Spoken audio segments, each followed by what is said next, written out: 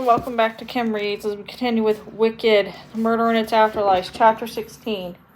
Lear and Nanny stood on the east side of the doorway, smiling, when Chistery and his companions came down with an ill-judged whomp, dumping their passengers onto the cobbles of their inner courtyard. The lion moaned in pain and wept from vertigo. Dorothy sat up, clutching the small dog in her arms, and said, "Where might we be now?" "Welcome," said Nanny, genuflecting. "Hello," said Lear, twisted one foot around the other and falling over into a bucket of water. "You must be tired after your long trip," said Nanny. "Would you like to freshen up some before we have a little light meal? Nothing fancy, you know, we're way off the beaten track." "This is Kiamako," said Lear, beet red and standing up again. "The stronghold of the Arajiki tribe." "This is still Winky territory?" said the girl anxiously. "What'd you say, little Poppin? Tell her to speak up," said Nanny. "It's called the Vinkus," said Lear. "Winky is kind of an insult." "Oh, goodness, I wouldn't want to offend anyone," she said. "Mercy, no. Aren't you a pretty little girl, all your arms and legs in the right place, and such delicate, sensible, inoffensive skin?" said Nanny, smiling. "I'm Lear," he said, "and I live here. This is my castle." "I'm Dorothy," she said, "and I'm very worried about my friends, the Tin Woodman and the Scarecrow. Oh, please, can't somebody do something for them? It's dark and they'll be lost." They can't be hurt. I'll go get them tomorrow in the daylight," said Lear. "Promise, I'll do anything, really anything." "You're so sweet, just like everyone else here," said Dorothy. "Oh, Lion, are you all right? Was it terrible?" "If the unnamed god had wanted lions to fly, he'd give them hot air balloons," said the lion. "I'm afraid I've lost my lunch somewhere in the ravine." "Warm welcomes," Nanny chirped. "We've been expecting you. I've worn my fingers to the bone, making them a little something. It's not much, but everything we have is yours. That's our motto, here in the mountains. The traveler is always welcome.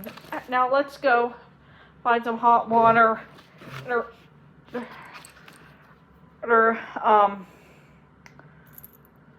and soap at the pump, shall we, and then go in." "You're too kind, but I need to find the Wicked Witch of the West," Dorothy said. "I said the Wicked Witch of the West." "I'm sorry to trouble you, and it looks like a perfectly wonderful castle. Perhaps I'm on the way back if my travels take me this way." "Oh, well, she lives here too," said Lear. "With me. Don't worry, she's here." Dorothy looked a little pale. "She is?" The witch appeared in the doorway. "She is indeed, and here she is," she said, and came down the steps at a clip, her skirts whirling, her broom hurrying to keep up. "Well, Chistery, you did good work. I'm glad to see my efforts hadn't been for naught. You, Dorothy Gale, the one whose house had the nerve to make a crash landing on my sister." "Well, it wasn't my house in a legal sense, strictly speaking," said Dorothy. "In fact, it hardly belonged much to Auntie Em and Uncle Henry, except for maybe a couple windows in the chimney. I mean, the Mechanics and Farmers First State Bank of Wichita holds the mortgage, so they're the responsible parties. I mean, if you need to be in touch with someone, they're the bank that cares," she explained. The witch suddenly felt oddly calm. "It's nothing to me who owns the house," she said. "The fact is that my sister was alive before you arrived, and now she's dead." "Oh, and I'm so sorry about that," said Dorothy nervously. "Really, I am. If I'd done anything to avoid it, I know how terrible I'd feel if a house fell on Auntie Em. Once a board in the porch roof fell on her. She had a big bump on her head and sang hymns all afternoon. But by evening, she was her cranky old self." Dorothy tucked her little dog under her arm and went up and took the witch's hand in hers. "Really, I'm sorry," she insisted. "It's a terrible thing to lose someone. I lost my parents when I was small, and I remember." "Get off me," said the witch. "I hate false sentiment. It makes my skin crawl." The girl held on with some rare sort of intensity and said nothing, just waited. Let go," said the witch. "Were you close with your sister?" asked Dorothy. "That's not the point," she snapped. "Because I was very close to my mama, and when she and Papa were lost at sea, I could hardly bear it." Lost at sea, how do you mean? Said the witch, detaching herself from the clinging child. They were on their way to visit my grandma in the old country because she was dying. And a storm came up, and their ship went over and broke in half and sank to the bottom of the sea. And they drowned, every soul on board. Oh, so they had souls, said the witch, her mind recoiling at the image of a ship in the water. And they still do. That's all that's left, I suspect. Please, will you not cling so, and come in for something to eat? Come on, you two, said the girl to the lion, and sulkily rolled around big padded paws and followed along. So now we return into a restaurant, thought the witch darkly.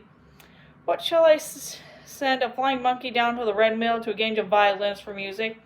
What a most peculiar murderer she was turning out to be. The witch began to think about how she might disarm the girl. It was hard to tell what her weapons were, except for that sort of innate good sense and emotional honesty. During dinner, Dorothy began to cry. What? Would she have preferred the vegetables to the cheese? Said Nanny.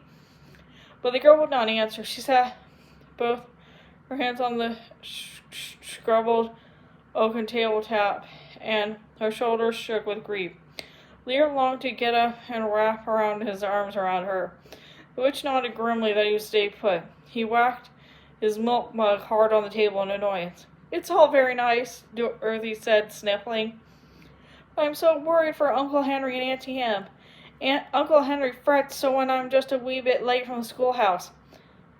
And Auntie Em, well, she'll be so cross when she's upset. All aunties are cross, said Lear. Eat up, for who knows when another meal will come your way, said the witch. The girl tried to eat, but kept dissolving into tears. Eventually, Lear began to tear up too. The little dog, Toto, begged for scraps, which made the witch think of her own losses. Killyjoy, who had been here with 8 years, a fly-ridden corpse going stiff on the hillside among all his progeny. She cared less about the bees and the crows, but Killyjoy was her special pet. Well, this is some party, said Nanny. I wonder if I should have pretty things up with a candle. Kindle, candle, candle, said Chistery. Nanny lit a candle and sang happy birthday to you to make Dorothy feel better, but nobody joined in. Then silence fell. Only Nanny kept eating, finishing the cheese and starting the casserole. Lear was turning white and pink by turns, and Dorothy had begun to stare blankly at a knot hole in the polished wood of the trestle table. The witch scratched her fingers with her knife and ran the blade among her forefingers softly, as if it were the feather of a phoenix. What's going to happen to me? Said Dorothy, laughed in a monotone. I shouldn't have come here. Nanny, Lear, said the witch, take yourselves off to the kitchen. Bring the lion with you. Is that old bag talking to me? Nanny asked Lear. Why is that little girl crying? Our food not good enough for her? I'm not leaving Dorothy's side, said the lion. Don't I know you? Said the witch in a low voice. You're the cub they did experiments on with a science lab in Shiz long ago. You were terrified then, and I spoke up for you. I'll save you again if you behave. I don't want to be saved, said the lion petulantly.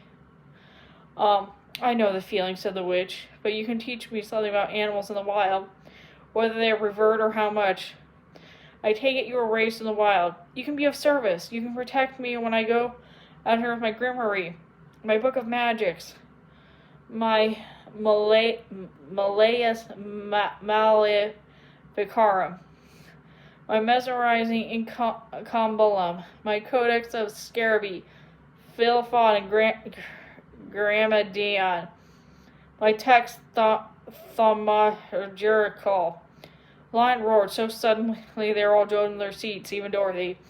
Thunder at night, devil's delight, observed Nanny, glancing through the window. I take better in the laundry. I'm bigger than you, said the lion to the witch, and I'm not letting Dorothy alone with you. The witch swooped down and gathered the little dog in her arms. Chistery, go dump the thing in the fish well, she said. Chistery looked dubious, but scampered away with Toto under his arm like a yapping, furry loaf of bread. Oh no, save him, someone, said Dorothy. The witch shot out her hand and pinned to her table, but the lion had cut a hole into the kitchen after the snow monkey and Toto. Lear, lock the kitchen door, shouted the witch. Bar it so they can't come back. Oh no, said Dorothy. I'll go with you. Just don't hurt Toto. He's done nothing to you. She turned to Lear and said, Please don't let the monkey hurt my Toto. The lion is useless. Don't trust him to save my dog. Do I take it we'll have a paddling by the fire? Said Nanny, looking up brightly. It's caramel custard. The witch took Dorothy's hand and began to lead her away. Lear suddenly leaped over and took hold of Dorothy's other hand. You old hag, leave her alone, he shouted. Lear, really, you pick up the most awkward time to develop character, said the witch wearily, quietly. Don't embarrass yourself and me with this charade of courage. I'll be all right. Just take care of Toto, said Dorothy. Oh, Lear, take care of Toto no matter what. Please, he needs a home. Lear leaned over and kissed Dorothy, who fell against the wall in astonishment. Release me, mumbled the witch. Whatever my faults, I don't deserve this. That's the end of that chapter. See you later.